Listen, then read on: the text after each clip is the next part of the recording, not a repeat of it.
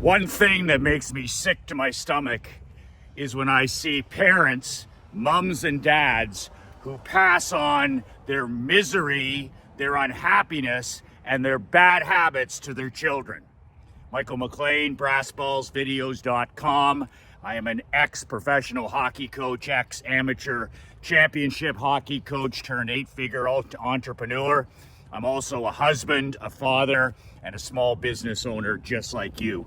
If you would like a free copy of my brand new book, 5 Ways to Unfuck Your Life in the Next 30 Days, you can download a complimentary free copy below at brassballsvideos.com. Just a word of warning about my brand new book for you cupcakes and snowflakes. It is not every entrepreneur's cup of whiskey. I wrote this book 2-3 months ago. It's about 22 pages.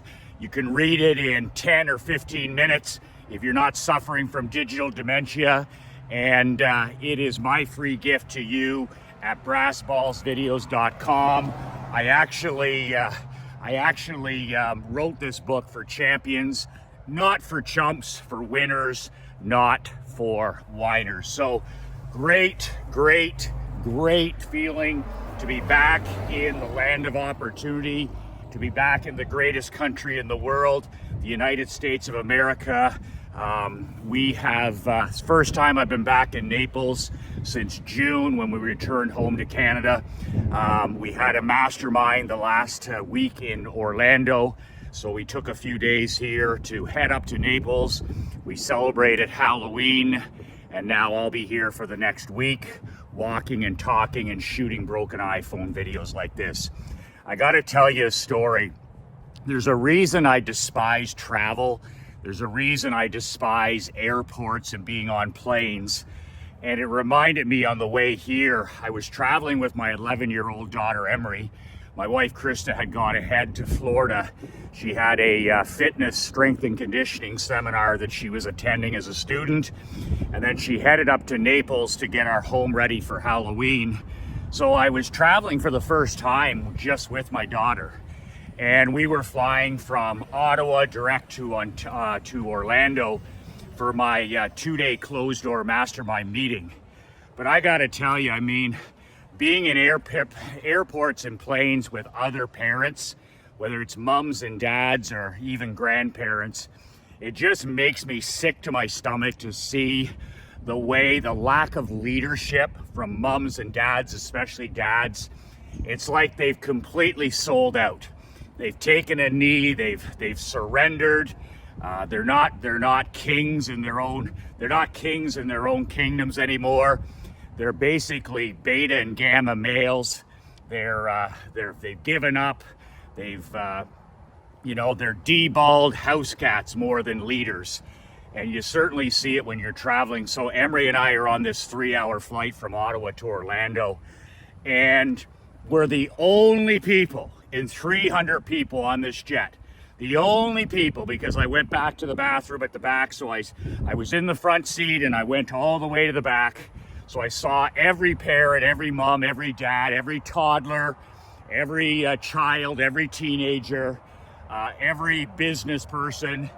And we were the only 2 people on the entire plane or in the airport before that weren't absolutely glued to technology. And I'm talking glued to technology because now, as you know, there's Wi-Fi during the flight. So people don't even have to take a break anymore. It used to be, there was no cell service or no internet, but now they got Wi-Fi on these jets and planes. So now, the punch-drunk tomato cans, they don't have to take any break whatsoever.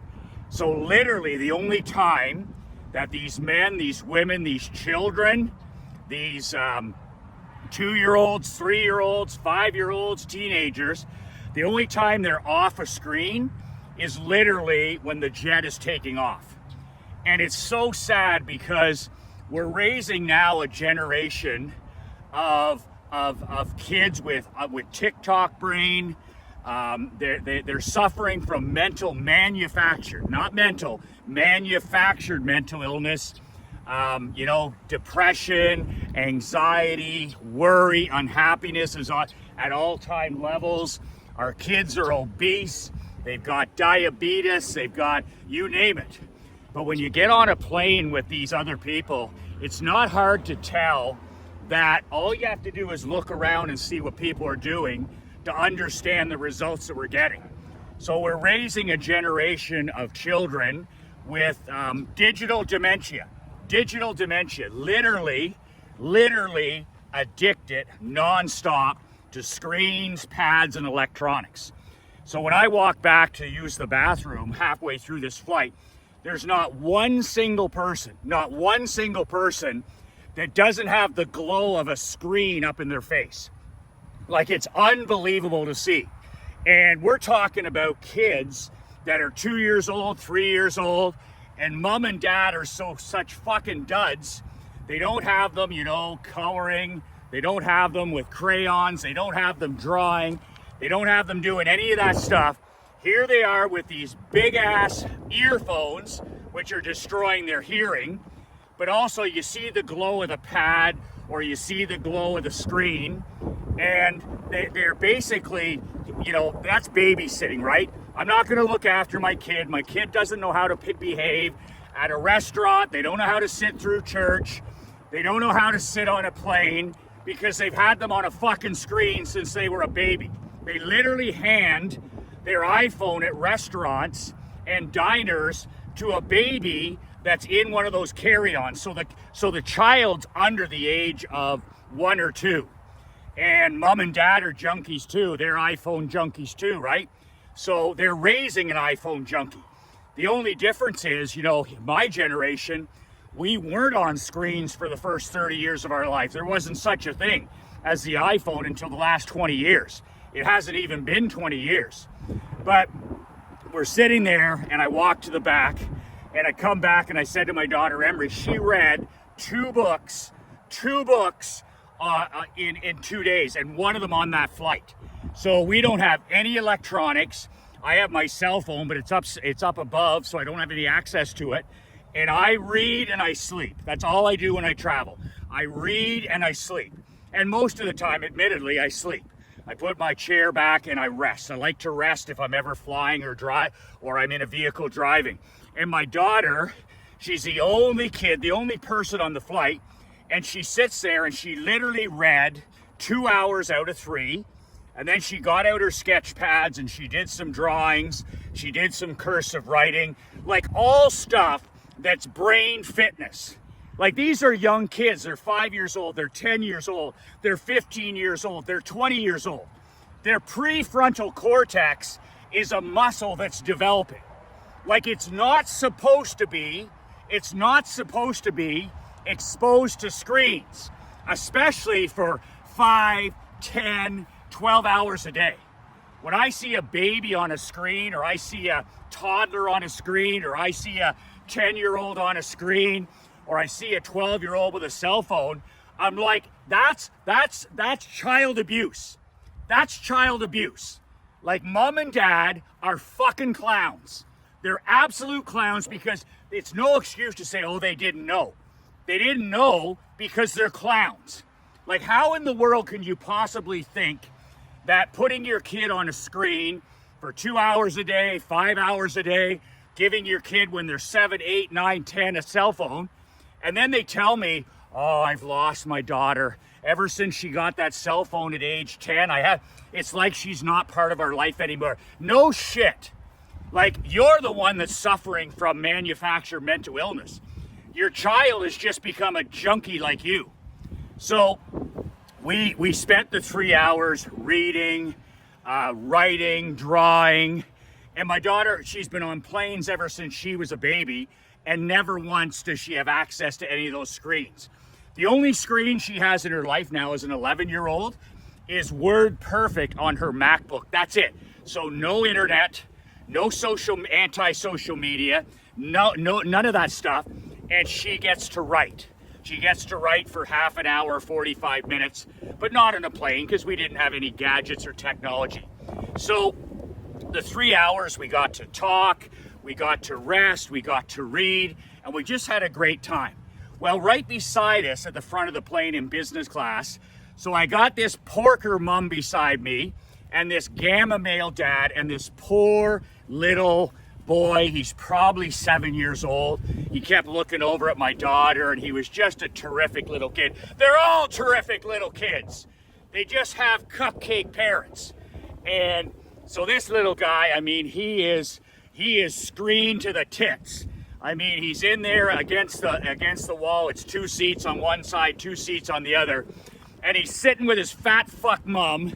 She's about if she's not 300 pounds, then she's 400 pounds, and she's sitting there, and she's got to use the double seatbelt, right? She's got to use the 2 seatbelts, and she's probably 35, maybe 40, and she's screened, and he's screened. The little kid is screened. He's got the big Bose earphones. He's got the big pad in front of me, and he is stimulated. When we were waiting in the airport in Ottawa, my daughter and I, she did some Hindu squats. She did a little bit of running. We did the stairs for fun. We had some races because I knew she was going to sit for 3 hours. This kid sitting in the airport in Canada, he was just screened for the whole time we were there. We were there an hour before the flight. So this poor little 7-year-old is screened in the airport. You know, he's just sitting there. Mom and dad are completely checked out. They're on their phones. You know, I'd like to know what they're doing that's so important on a Saturday morning. They must be running the country. But she's 300 or 400 pounds, and the dad, he's one of these guys. He's got the beer gut, and he's got the cell phone, and he's just checked, pasty white. He's just checked out. This poor kid. I mean, these are his role models. So anyway, the first hour he's on there screened, the second hour he's screened, and then we got 1 more hour until we arrive by our flight in Orlando. And I said to Emery, I said, this kid's gonna go postal. I mean, one of these hours he's gonna go postal where he's just so tired, so fatigued, so stressed that the entertainment that he's getting from these pads and gadgets isn't gonna work anymore. And he's just gonna implode, and mom and dad won't know what to do because they're not leaders, they're they're lousy parents. I give them that. They're lousy parents, and you know he's gonna blow up on the plane. So it only takes another half hour. We've been on the flight for 2.5 hours. I'm sitting beside this porker. She's chugging. She's had her 2 wines. She's got her Diet Coke. Don't make me laugh out loud. The father, he's sitting behind me. He's not helping out. He's working on his phone the whole time. And all of a sudden, the little 7-year-old starts acting out. How the hell could you not act out? He's probably got about 10 to 12 hours of video games and cartoons and screen time. Anybody would combust. So she's sitting there, and she's got the 2 seatbelts on. The husband's got the 2 seatbelts on. They never look up. They never talk to the kid. It's fucking parenting malpractice. It's parenting malpractice. And I have to admit, 5 or 10 years ago, I would have kept my mouth shut. But now I don't give a fuck. I really don't give a fuck. So if I see a lousy parent, I just say, you're a lousy fucking parent. If I'm at skating, or I'm coaching hockey, or I have one of my mastermind guys, or I'm whatever, I'm doing a private consultation, and somebody asks me, or they tell me a story, or they make an excuse for their kid or their grandkid, I'm like, you're the problem. You're a fucking lousy dad. You're a lousy grandfather. If the shoe fits, then wear it. So this goes on, and the kid starts to act out, and my daughter, we're using this as a teaching moment, because I mean, she's just relaxing and getting ready. You know, we're gonna be in Florida in 30 minutes. And she's watching the sunset outside of the window, and she, you know, we've been present. This time with my daughter is just precious. It's memories. It'll be things that I look back on, like she's growing up so fast, but I've been there mentally. I mean, I'm not any better a parent than anybody else, but at least I'm there. I'm there mentally with her. She never sees me on a phone. She never sees me on a computer. And the rare time she does, I shut it off and I'm like present. I'm where my feet are. I'm mentally present. So this kid starts to go postal, and there's nothing they can do. So the next half hour, this kid's throwing off his headphones, he's screaming, he's basically detoxifying from whatever they put in his mind. But he can't take it anymore, right? And you can't tell me, like I would bet $1 million of my money on the fact that this kid is probably around 6, 7, 8 years old. I can guarantee you that he is medicated. I guarantee you that some therapist from the therapist industry or the mental health industry has this kid already sedated. Mom and dad would have that makes the excuse possible, right? Oh, he won't listen to us, he can't learn, he can't read, he's got ants in his pants. I don't want to meet a 5, 6, 7, 8, 9, 10-year-old kid, especially a boy, that doesn't have ants in his pants. I don't want to meet that kid. But this kid's diet is the same as his parents, eh? So he's about 7 years old, and he's probably 25 pounds overweight. Mom and dad are drinking pop. Mom and dad are addicted to sugar. Mom and dad are addicted to screens. Mom and dad are addicted to entertainment. Mom and dad are addicted to TV. Mom and dad are addicted to politics. You just go through it, right? So the kid's like 7 years old and he's already 25 pounds overweight. He's already addicted to screens. And I can guarantee you he's medicated. And he'll be medicated from cradle to grave. Cradle to grave, like my grandfather said. And this poor kid, I have so much empathy for him because he lost the lottery, right? He's got these fucking punch-drunk parents, lousy parents, and he's becoming them already. And this is what pisses me off more than anything else. And it makes me sick to my stomach. Like losing makes me sick to my stomach. But when I see lousy dads like this and lousy moms, I'm like, that's ultimate sick to your stomach. Why did you have fucking kids? Why did you have kids if you don't want to spend time with them? Why do you have kids if you don't love them and you don't even like them and you don't want to go through the trials and the tribulations of being a parent? Were you told that it was going to be easy? Were you told that it was all going to be unicorns and rainbows and all that kind of different thing? If that's what you were told, it's like, how in the world did you become a mom or a dad? So it's just absolutely insane. So this kid, this mom, she doesn't know what to do, right? The kid he's going crazy, he's yelling, he's screaming. The person from the airplane is coming over and talking. How are you? Are you on the phone? Just yeah, talking? Yeah, okay, yeah, I'm good. All right. So he goes to me. The mom tries to do something. The mom tries to get him contained, and then she turns to her husband who's sitting behind me, and she says, "Is there something you can do to help?" And she's like, "Are you?" So he's useless, like useless fucking dad. So they switch seats. So her 400-pound ass moves in behind mine. Kid's still going crazy, and then the other one, the dad moves over as if he's going to be a help. What does he do? He says to the kid, "Is there something that dad can do to help you?" Could you imagine? And he hands him back the Bose earphones, and he's like, the kid like doesn't want them and stuff. So all he does is shove technology back at the kid, get more gadgets. And it's just like, holy fuck, could you be more useless? You know, he doesn't read to him, he doesn't talk to him, he doesn't hug him, he doesn't kiss him, he just pushes his gadgets. So about 5 or 10 minutes later, he switches the cartoon the kid's watching, he gets him re-addicted to it, and all this other stuff.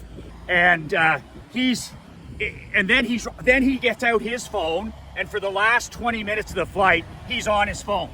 Can you imagine? He hasn't talked to his kid in 3 hours, didn't talk to him at the airport, nor did mom, piled junk food into him, candy bars, soda pop, gadgets, screening. And then when the kid goes postal on them, they're like, "Oh, here's a new cartoon."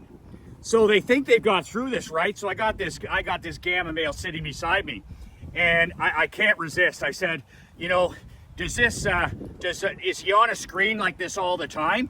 And the dad's like, "Oh yeah, he loves those games. He loves those cartoons. And I'm just like, I look at the guy and I go, you know what? You are the lousiest father that I've met in a long time.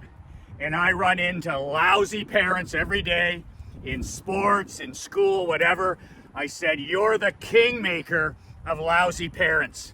I said, the only thing that kid needs is you. And the only thing you don't give him is you. I go, shame on your fucking ass.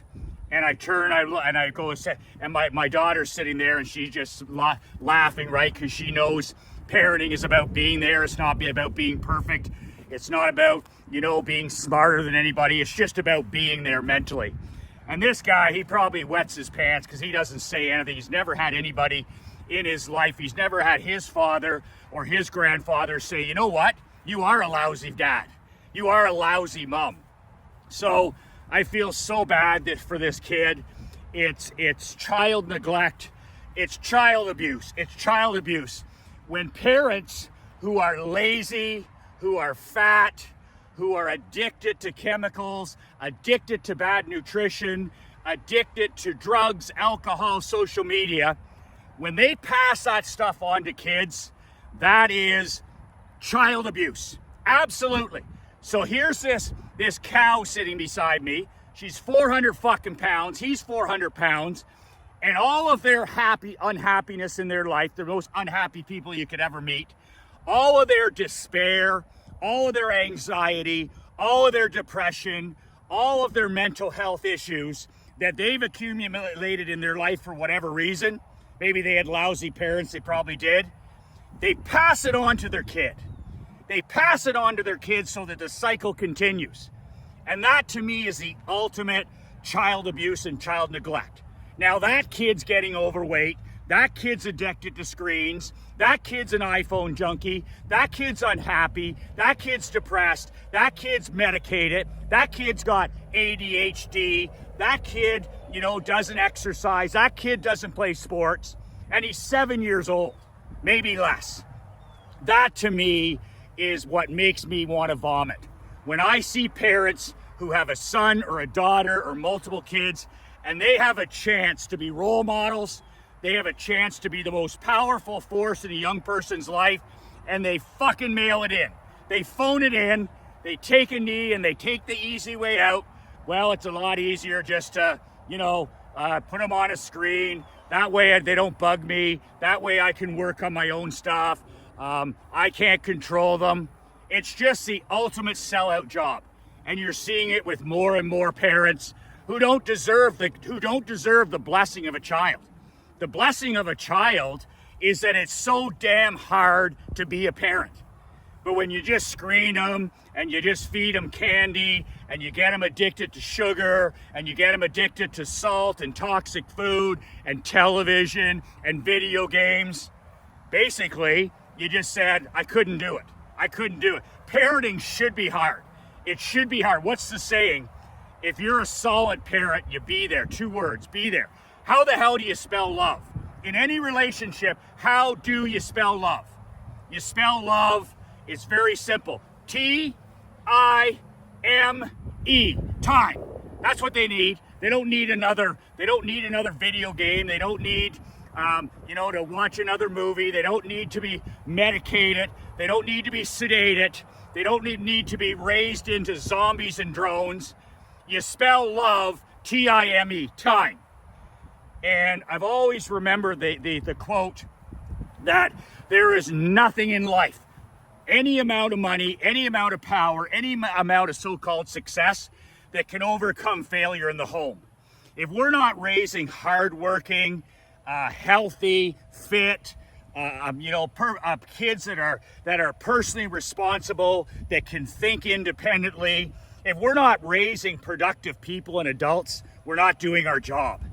And just being on these airplanes and, in these airports, and I just see the sellouts, cupcake parents raising snowflake kids.